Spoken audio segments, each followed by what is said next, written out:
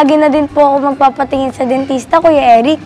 Ako din, di pa naman ako regular na nagpapacheck up. Mahalaga pala talaga ito.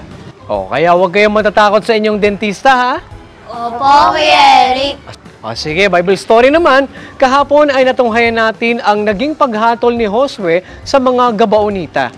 Nahayag po kay Josue ang pandaraya na ginawa ng mga Gabaonita, kaya't ginawa po silang mamumutol ng kahoy at tagasalok ng tubig sa kapisanan ng mga anak ni Israel. Oo, pero alam nyo, nabalitaan ng hari sa Jerusalem ang ginawang pakikipagpayapaan ng mga Gabaonita kay Josue at sa mga anak ni Israel. Talaga po? Ano pong hakbang ang ginawa ng hari ng Jerusalem sa mga Gabaonita? Sige, mabuti pa, basahin na natin ang nakasulat sa aklat ng Josue sa Gs 1 hanggang 16.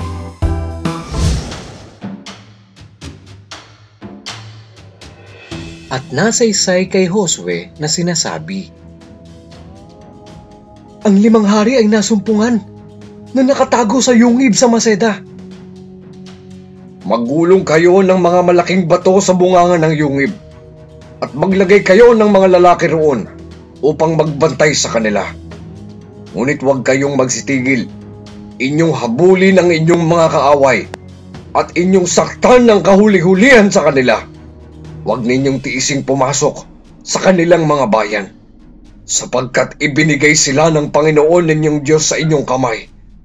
At nangyari ang makatapos si Josue at ang mga anak ni Israel ng pagpatay ng malaking pagpatay sa kanila, hanggang sa nangalipol, at ang 10 na natira sa kanila ay pumasok sa mga nakukutaang bayan, na ang buong bayan ay bumalik sa kampamento kay Josue sa Maseda na tiwasay. Walang maggalaw ng kanyang dila laban sa kanino man sa mga anak ni Israel.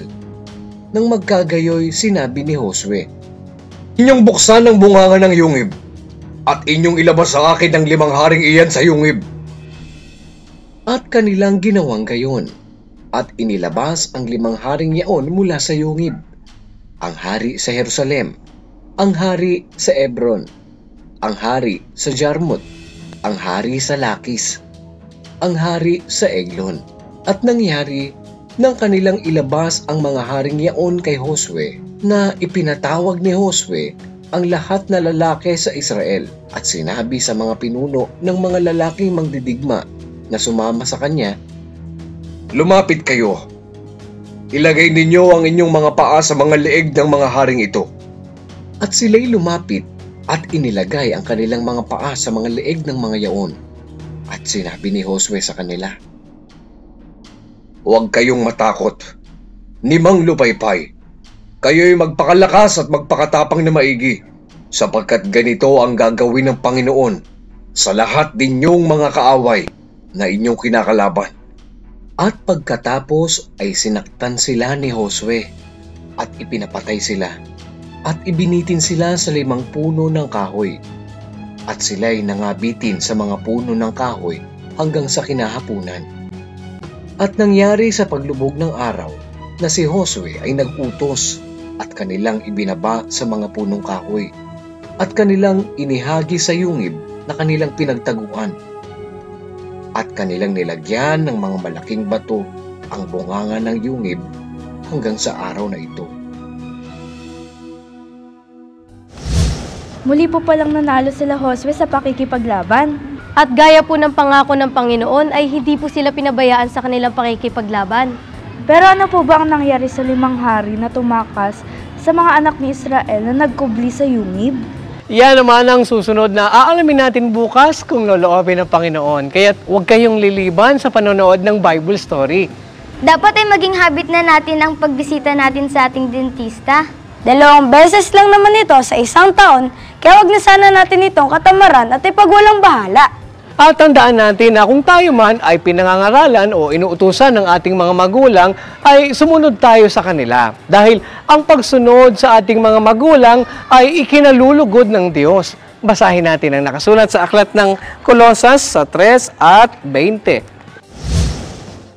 Mga anak, magsitalima kayo sa inyong magulang sa lahat ng mga bagay, sapagkat ito'y totoong nakalulugod sa Panginoon. Alam niyo ba mga bata na kapag may malusog tayong mga ngipin, kalakip din ito ang malusog na ating pangangatawan? Alamin natin bukas kung loloobin ng Diyos kung ano ang epekto ng malusog na mga ngipin sa ating katawan.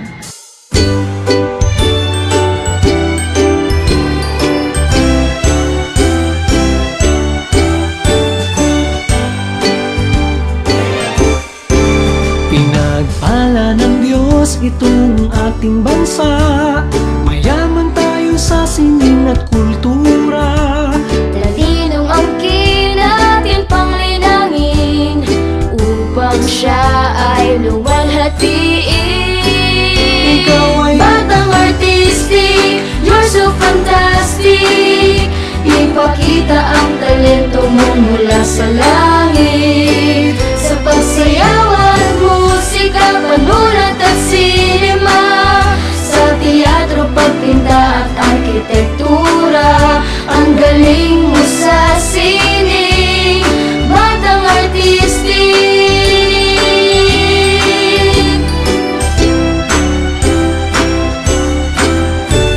Marunong ka bang umawit o sumayaw? Magsanay at uunlad balang araw.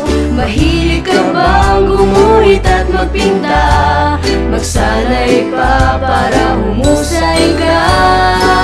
ikaw ay Batang artistic, you're so fantastic. Ipakita ang talento mo mula sa langit. Sa pagsayaw at musika, panulat at sinema, sa teatro, pagpinta at arkitektura, ang galing mo sa sining, batang artistic. Sa ano pa mang larangan, binigyan ka ng kakayahan. Gamitin lang sa kabutihan. ikaw ay Batang artistic, you're so fantastic. Ipakita ang talento mo mula sa langit. Sa pagsayaw at musika, panulat at sinema, sa teatro, pagpinta at arkitektura, ang galing mo sa sining, batang artistic. Batang artistic, you're so fantastic. Ipakita ang talento mo mula sa langit. Sa pagsayaw at musika, panulat at sinema, sa teatro, pagpinta at arkitektura, ang galing mo sa sining, batang artistic. Ang galing mo sa sining, batang artistic.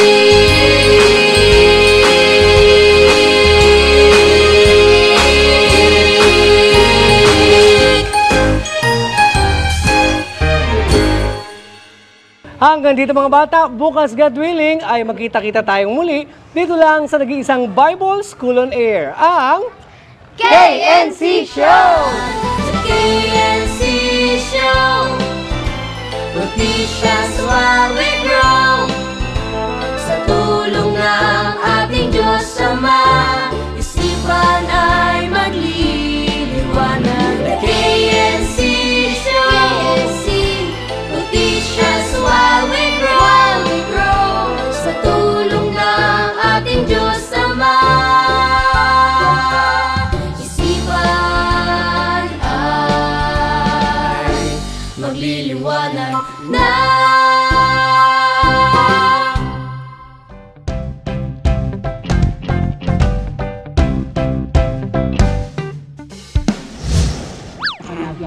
Ayun, nawala. Ay, sige, ito. Yeah. Muli po palang wait lang. Muli po. Password ko yun. Wala na yun. Action na.